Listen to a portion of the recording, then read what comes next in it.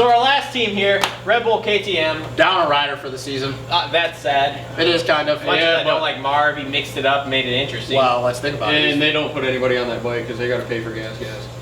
Right. Yep. And you know, he's fucking been on the or he's been top 3 in points for how many years now? Yeah.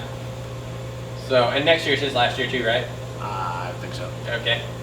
So we're gonna have him, Tomac, possibly Kenny. Zacho's gonna be retiring soon. Having a retirement party. I mean, dude, it's gonna be a Back in retirement series. Barsha, fucking an end of an era on that Holy backside of the late it wasn't really a 2000s. great era. Okay, so Not they're really. going racing with one man Well, he's a champ. by himself. He's a champ. And he is the Fat champ. number 1 on that thing. Fat number 1. On that orange bike.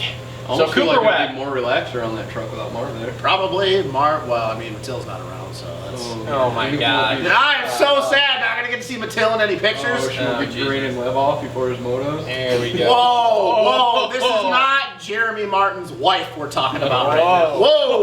Whoa! Let's just tone her back. Whoa! Let's We're just not tone gonna her get back. into that. We're not gonna get into All that. right. So Webb, how are you racing? Wait, hold on. Wait, I got stats from last year's show. Whoa. Hold Who on. gives a shit? There's no stats to talk about. Oh, there was. You said he was going to be a 5 to 9 guy. Okay. I probably said about the same thing. You said going to Alden's was a bad move. He would burn out and was too young to go on that program. And what'd you say? I said he was an 8 to 12 guy. So we are good at our job. I didn't have the dumbest prediction. I think we sound like the whole rest of the industry. Though. I think so Pretty too. much everybody thought he was done. I mean, you can only go off what the info you have. Which The was- info we had was he was shit. I don't know why, like, there was one moment that changed my whole outlook on Webb, and I don't know why, but I was watching practice trying to make my picks, and there's the track where it like jumped into an off camber or whatever, Yeah. and I just saw the way he jumped into the off camber and dove below the rut and was still fast and smooth and everything, and I was like, I'm putting him on top of the box tonight. And from then, like, just that one little moment, seeing how good he went through that one corner, I was like, yeah, this is the guy.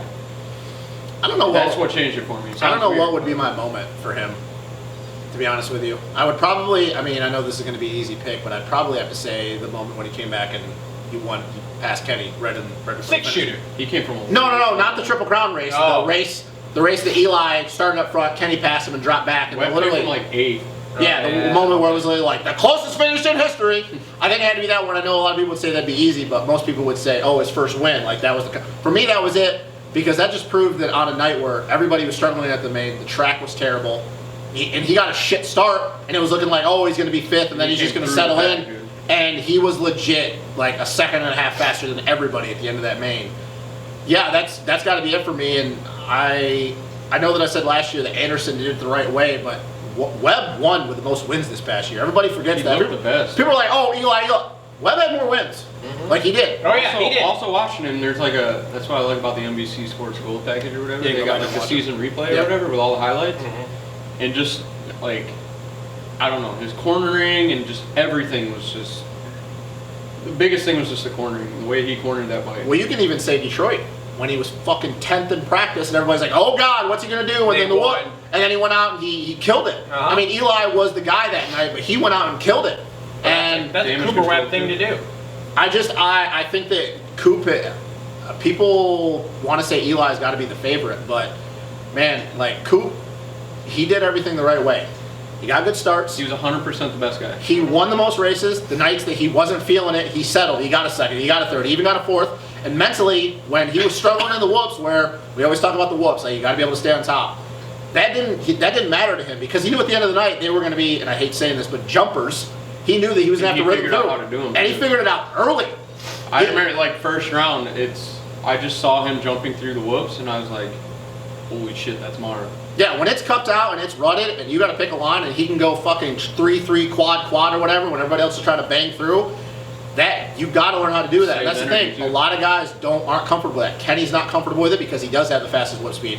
Eli's not comfortable with it because once again he's a big strong guy. Mar was the only other one.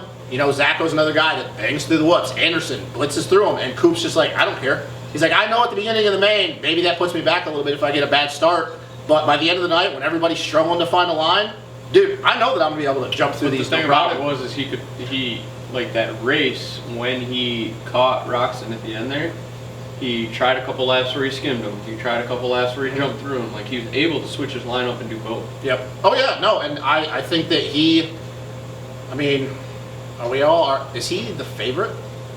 I mean, I'm going to go, so once we get into my picks, I'll give you my theory on that. Okay. but Is he, for you, I mean, there's a difference between being the favorite and your championship guy. I like Webb coming in. yeah, I do too. Like I said, maybe he's not your championship guy, but there's a difference between being the favorite and who you think. Is he Yeah. the favorite in your opinion? Yeah, I think so. Yeah, I mean, he has to be. I mean, he's He the only literally kind of guy dominated. in recent He did. memory that won the most races. And people think to win the that, title. and people only forget that because of what Eli did at the end of the year. Dude, Coop dominated after, what was it? He won the 2 races on the West Coast, and then he struggled in the mud. And then we all talked about this on a phone call, that what's he going to do when he goes back east? Is he able to back it up? He dominated almost the whole entire East Coast. Yeah. And if you want to just go off wins and statistics, he dominated the entire East Coast. Well, that Oakland race I was at, dude, he fucking killed it in Oakland. I don't remember if he won it, but he was fucking on it. And I will also argue that at the end of the year when Eli was winning, yes, he was without a doubt the fastest. Coop didn't need to beat Eli. Actually, yeah, I think he did win that Oakland race. He The didn't. compressor. He didn't need to go that next level to try to match Eli. No. He didn't need to. He was looking at it going, dude, this guy's like what? However many points back? 25. Why do I need to 30 beat him? points. Why do I need to beat him? Yep. So it's unfair to say that Coop's not the favorite. Now, kind of like with Anderson, is he be able to handle the pressure? Well, we also kind of know that Coop thrives in the spotlight. He loves Yeah, it. that's why I'm going to get in when we get into my picks. The shooter. So, If you want to just go right into it now. nah, we'll do a cut and we'll come back to it. So, How many wins does he get? yeah. Okay, so I have Kenny at 5, Eli at 4, Anderson. How many did I say? 2. I don't know. I don't remember. I haven't been keeping track. I should have been keeping Whatever track. those guys. I think whatever those guys don't win. He wins. I think it's 4 guys. I think 4 guys get wins this year. Anderson, Coop, Kenny, and Eli, and I think that Coop wins the other ones. I think Baggett pulls one out of his ass. Okay. I think the only one I've put out there is that I thought Eli would win like 6 races, and I think Coop will win at least 6 too. I'm with you guys in the point of 12, yeah. I'm with you guys in the fact of he dominates under pressure. He does. He did it in the 250 class, and now he's caught his stride in the 450, and I think those other guys are in trouble. And people are like, well, why do you do it outdoors? Well, let's be real. Coop has always kind of been a supercross guy. Yeah. And Coop, Even though he does win it. Not only does he have the physical side dialed in now, he's got the technique side of it dialed in, he's got the bike figured out. He's got them nice But he Mexican can drugs. play those mind games better than all of them. Oh, he can, and he proved it last year. He can get in anybody's head. It doesn't See matter what what he did it is. tomorrow? He got in Kenny's head. He got in Eli's head. He did the old 6-shooter at Kenny, and He that got was it. pretty much it. Did you see what he did to Remember when Tomac? he, well, when he ran Martin off the track at that one main in the Triple Crown. He got into Tomac's head, He'll and get in- Tomac was trying so hard to push and catch him again, crashes in the exact same spot. Because Coop makes it look effortless. That's the thing. Everybody else there is just fucking other than Kenny, manhandling the bike, pushing through. And he's just floating through sections, man. And that's his style. It's always been. Even the 250 days when everybody's like, oh, you got to be a rever, you got to do it. He didn't do that. Nope. It's never been his style, and he's going to get in everybody's head. Yep. And he also proved to East Rutherford that when people make mistakes, he's there to capitalize because Eli made 3 of them, Zacho made 1, and Coop was right there to clean it up. Hey, I got the win. Don't really matter how I did it. I did it. Yep. So he's got to be the favorite in my opinion. Yep. He really has to be. So All right, cool. And I think, like I talked about burnout last year. I'm kind of worried about that again this year, being burnout on that Alden program. But then again, I think about how he got hurt outdoors and had a little time to sit Yeah. well, and also maybe and that, kind of recharge a little bit. and maybe for him, his attitude is actually the perfect thing to combat that. Yes. You got to do this, this, and this. Coop's just kind of like this. Hey, man, like I'm gonna do my thing, and Does he remind you guys kind of Villapoto of like he Acts wants like he to hates win that much? Wants to win so bad that he hates it. Yeah. No, Well, that he hates almost. I guess a worse example would be like a Carmichael. Like he hates losing more than he likes winning. yes, I really do, because he does not like getting 5th and 6th. No. And all those times that I just said about him managing the damage control, he hates getting 2nd. Yeah. He wants to win. He thinks every time he lines up, he is the best guy, and it's not even a question. And we'll even go back to the Hurlings thing when they raced each other. He thought he was leaps and bounds better than Hurlings. He beat him. And he beat him. Yeah. Straight up, beat him.